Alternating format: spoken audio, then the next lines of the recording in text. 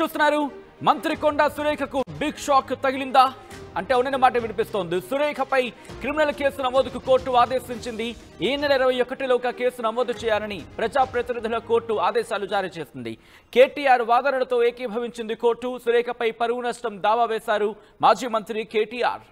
సమంత విడాకుల వ్యవహారంలో అనుచిత వ్యాఖ్యలు చేశారు కొండా. ఫోన్ ట్యాపింగ్ వ్యవహారంలో కేటీఆర్పై ఆరోపణలు చేస్తూ ఆ అంశాన్ని సమంత విడాకులకు ముడిపెట్టారు కొండా సురేఖ. ఈ నేపథ్యంలో గతంలో ఆమె చేసిన వ్యాఖ్యలు ప్రస్తుతం మళ్ళీ తెర మీదకు వచ్చాయి. అప్పుడు ఎంత రచ్చను క్రియేట్ చేశాయో మనం చూసాం. పొలిటికల్గా ఒక వార్కే తెరతీశాయని చెప్పుకోవాలి. ఈ నేపథ్యంలో కాంగ్రెస్ ప్రభుత్వానికి సంబంధించి కూడా విమర్శలు ఎదుర్కోవాల్సి వచ్చింది. మంత్రి కొండా సురేఖకు బిగ్ షాక్ తగిలిందా? ప్రస్తుతం ఈ అంశం చర్చ జరుగుతుంటోంది. సురేఖపై క్రిమినల్ కేసు నమోదుకు కోర్టు ఆదేశించింది. ఈ నెల 21లోగా కేసు నమోదు చేయాలని ప్రజాప్రతినిధుల కోర్టు ఆదేశించింది. కేటీఆర్ వాదనలతో ఏకీభవించింది కోర్టు. సురేఖపై పరువు నష్టం దావా వేశారు మాజీ మంత్రి కేటీఆర్. సమంత విడాకుల వ్యవహారంలో అనుచిత వ్యాఖ్యలు చేశారు మంత్రి కొండా సురేఖ. ఫోన్ ట్యాపింగ్ వ్యవహారంలో మాజీ మంత్రి కేటీఆర్పై ఆరోపణలు చేస్తూ ఆ అంశాన్ని సమంత విడాకులకు ముడిపెట్టారు కొండా సురేఖ. ఇంతకీ గతంలో ఆమె చేసిన ఆ వ్యాఖ్యలేంటి చూద్దాం. ఆ తర్వాత ఈ అంశానికి సంబంధించి ప్రస్తుతం ఎటువంటి పరిణామాలు ఉన్నాయి, ఎటువంటి పరిణామాలు జరిగే అవకాశం ఉంది, డీటెయిల్గా మాట్లాడుకునే ప్రయత్నం చేద్దాం. గతంలో మంత్రి కొండా సురేఖ చేసిన వ్యాఖ్యలు ఇప్పుడు చూద్దాం.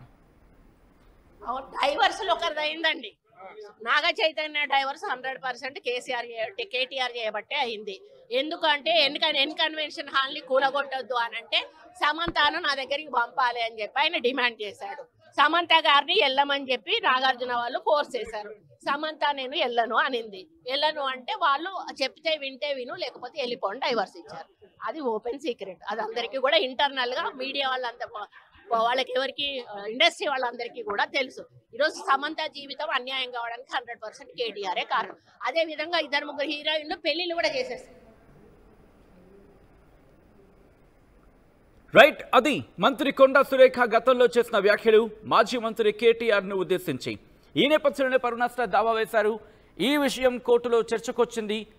డిస్కషన్స్ జరిగిన తర్వాత వాదోపవాదనలు ఉన్న తర్వాత కోర్టు ఈ అంశానికి సంబంధించి ఆదేశాలను జారీ చేసింది. సురేఖపై క్రిమినల్ కేసు నమోదుకి కోర్టు ఆదేశించింది. ఈ నెల 21లోగా కేసు నమోదు చేయాలని ప్రజాప్రతినిధుల కోర్టు ఆదేశించింది. మాజీ మంత్రి కేటీఆర్ వాదనలతో ఏకీభవించింది కోర్టు. సురేఖపై పరువు నష్టం దావా కేసు వేశారు మాజీ మంత్రి కేటీఆర్. సమంత విడాకుల వ్యవహారంలో అనుచిత వ్యాఖ్యలు చేశారు కొండా సురేఖ. ఫోన్ ట్యాపింగ్ వ్యవహారంలో కేటీఆర్పై ఆరోపణలు చేస్తూ అంశాన్ని సమంత విడాకులకు ముడిపెట్టారు కొండా సురేఖ. అది చినికి గాలివానంగా మారింది. ఎంతకంటే ఒక దుమారాన్ని రేపిందనే చెప్పుకోవాలి. రాజకీయ ప్రకంపనలకు దారితీసింది. మరి ముఖ్యంగా కొండా సురేఖ చేసిన వ్యాఖ్యల తర్వాత ఈ అంశానికి సంబంధించి అటు సమంత రియాక్ట్ అయిన సందర్భాన్ని చూసాం, నాగార్జున రియాక్ట్ అయిన సందర్భాన్ని చూసాం, నాగార్జున కూడా కేసు వేసిన సందర్భాన్ని చూసాం. ఆ తర్వాత అది చర్చ, ఇన్ఫ్యాక్ట్ ఆ అంశం ఏ స్థాయిలో డిస్కషన్కి వెళ్ళిందో ఇండస్ట్రీ అంతా కూడా పెద్ద ఎత్తున ప్రశ్నలు సంధించింది. ఇటువంటి వ్యాఖ్యలు ఎలా చేస్తారు, ఇది ఎంతవరకు సమంజసం అంటూ కూడా ఇటు ప్రభుత్వం తీరు మీద, మరి ముఖ్యంగా మంత్రి కొండా సురేఖ తీరు మీద పెద్ద ఎత్తున విమర్శలను సంధించింది ఇండస్ట్రీ అంతా కూడా. సో ఆ తర్వాత జరిగిన పరిణామాలను చూస్తాం. కొండా సురేఖ ఇటు సమంతకు సారీ చెప్తున్నట్టుగా ఒక అర్థవచ్చులో ఒక ట్వీట్ చేసిన సందర్భాన్ని మనం చూసాం. ఆ తర్వాత పరిణామక్రమం మారిపోయింది. ఆ తర్వాత పరిణామక్రమం తర్వాత ఇటు నాగార్జున కేసు వేసిన సందర్భం ఉంది. నాగార్జున కుటుంబం, అక్కినేని కుటుంబం క్వశ్చన్స్ని తెర మీదకి తీసుకొచ్చింది. అలా ఎలా చేస్తారు అంటూ కూడా పెద్ద ఎత్తున చర్చకు దారితీసిన సందర్భం. ఇప్పుడు ఎటువంటి పరిణామాలు చోటు చేసుకునే అవకాశం ఉంది, డీటెయిల్గా తెలుసుకునే ప్రయత్నం చేద్దాం. మా ప్రతినిధి మధు అప్డేట్స్ అందించేందుకు సిద్ధంగా ఉన్నారు. మధు, ఇప్పుడు ఎటువంటి పరిణామాలు చోటు చేసుకునే అవకాశం కనిపిస్తోంది? మాజీ మంత్రి కేటీఆర్ పరువు నష్టం దావా వేసిన కేసులో కొండా సురేఖ వివరణ ఇచ్చే అవకాశం ఉందా, లేకపోతే ఎటువంటి పరిణామాలు చోటు చేసుకునే అవకాశం కనిపిస్తోంది ఇక్కడ? ఎగ్జాక్ట్లీ, అంటే క్రిమినల్ కేసు నమోదైంది కాబట్టి ఆమె 21లోగా దీనికి సంబంధించినటువంటి కేసు నమోదు చేయాలి. దాంతో పాటు ఆమె చేసినటువంటి డెరోగటరీ కామెంట్స్ సంబంధించినటువంటి అంశాలు మనందరికీ తెలిసిందే. అప్పుడు రాష్ట్ర వ్యాప్తంగా చర్చనీయాంశమైంది. ఆమె ఇమ్మీడియట్ గా దీనికి సంబంధించిన వివరణ ఇవ్వాల్సినటువంటి అవసరం ఉంది. కాకపోతే ఆమె న్యాయవాదులకు సంబంధించినటువంటి వారితో కూడా సంప్రదింపులు చేసిన తర్వాత ఆమె ఈ అంశం పైన మాట్లాడేటువంటి అవకాశం ఉంది. అసలు చిలికి గాలివాడలాగా మారినటువంటి సిచ్యువేషన్ కనపడింది. కొండా సురేఖకు సంబంధించినటువంటి ఆమె చేసినటువంటి కామెంట్స్ ఇరు పార్టీలకు సంబంధించినటువంటిది పెద్ద యుద్ధమే జరిగింది. ఆమె సినీ స్టార్స్ కు సంబంధించినటువంటి అంశాలను ముడిపెడుతూ ఆమె చేసినటువంటి వ్యాఖ్యల విషయంలో కోర్టు వరకు వెళ్ళింది. పరువు నష్టం దావా వేశారు. కేటీఆర్ఏ కాదు, ఆల్రెడీ నాగార్జున కుటుంబం కూడా కొండా సురేఖ పైన కోర్టు క్రిమినల్ ప్రొసీజర్ సంబంధించినటువంటి కేసు వేశారు, నష్టపరిహారం వేశారు.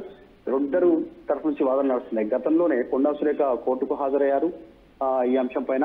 తర్వాత కేటీఆర్, తర్వాత నాగార్జున కుటుంబం వీళ్ళంతా కూడా హాజరయ్యే వారు వాంగ్మూలం ఇచ్చారు. ఈ కేసులో ఎవరెవరైతే ఇంక్లూడ్ అయినారో వారు వాంగ్మూలం ఇచ్చినటువంటి పరిస్థితి. సో మొత్తానికి కేటీఆర్ తరఫు న్యాయవాదులతో కోర్టు ఏకీభవించడంతో ఈ విడాకుల వ్యవహారానికి సంబంధించి ఆమె చేసినటువంటి వ్యాఖ్యల పైన మరి ఆమె వివరణ ఇవ్వాల్సినటువంటి సిచ్యువేషన్ ఉంది. ఆమె కూడా న్యాయపరంగా దీనికి సంబంధించిన అంశాలను పరిశీలించిన తర్వాత వాళ్ళ సూచనల మేరకు ఆమె వివరణ ఇచ్చేటువంటి అవకాశం అయితే చాలా స్పష్టంగా కనిపిస్తా ఉంది.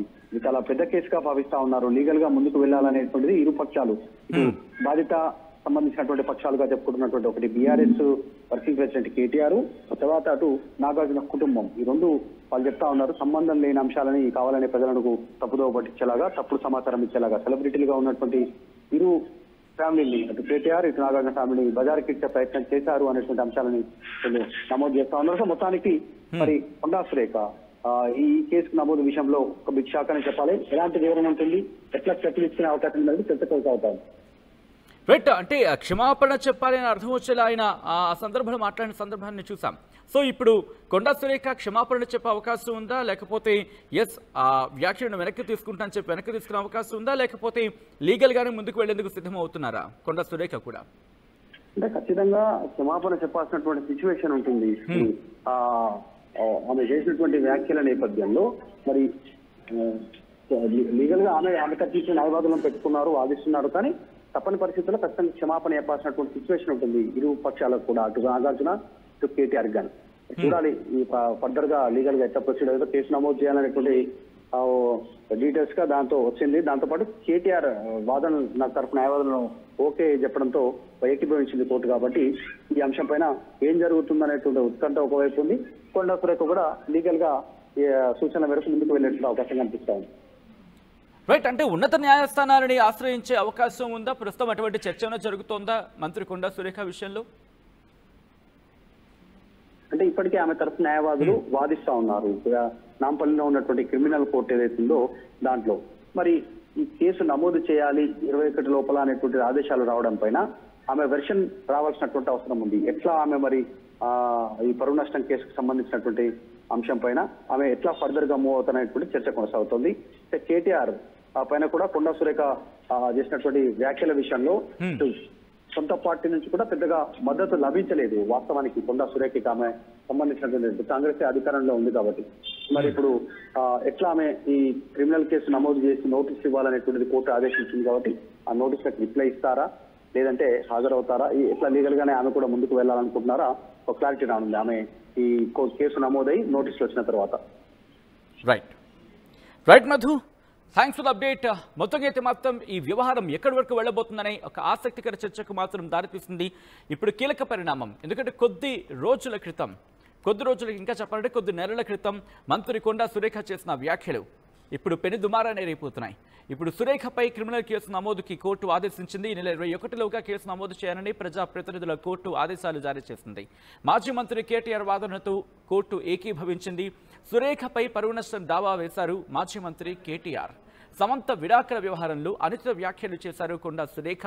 ఫోన్ టాపింగ్ వ్యవహారంలో మాజీ మంత్రి కేటీఆర్ పై ఆరోపణలు చేస్తూ ఆ అంశాన్ని సమంత విడాకులకు ముడిపెట్టారు కొండా సురేఖ. ఈ నేపథ్యంలో గతంలో ఆమె ఎటువంటి వ్యాఖ్యలు చేశారు అనేది ఇప్పుడు ఆసక్తికర చర్చగా మారింది. ఒక్కసారి గతంలో ఆమె ఏమన్నారు ఇప్పుడు చూద్దాం. డైవర్స్ ఒకరిది అయిందండి.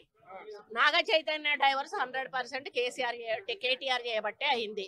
ఎందుకంటే ఎన్కన్వెన్షన్ హాల్ ని కూలగొట్టొద్దు అని అంటే సమంతను నా దగ్గరికి పంపాలి అని చెప్పి ఆయన డిమాండ్ చేశాడు. సమంత గారిని వెళ్ళమని చెప్పి నాగార్జున వాళ్ళు ఫోర్స్ చేశారు. సమంత నేను వెళ్ళను అనింది. వెళ్ళను అంటే వాళ్ళు చెప్తే వింటే విను, లేకపోతే వెళ్ళిపోండి, డైవర్స్ ఇచ్చారు. అది ఓపెన్ సీక్రెట్. అది అందరికీ కూడా ఇంటర్నల్ గా మీడియా వాళ్ళకి ఎవరికి ఇండస్ట్రీ వాళ్ళందరికీ కూడా తెలుసు. ఈరోజు సమంత జీవితం అన్యాయం కావడానికి 100% కేటీఆరే కారణం. అదే విధంగా 2-3 హీరోయిన్లు పెళ్లిళ్ళు కూడా చేశారు.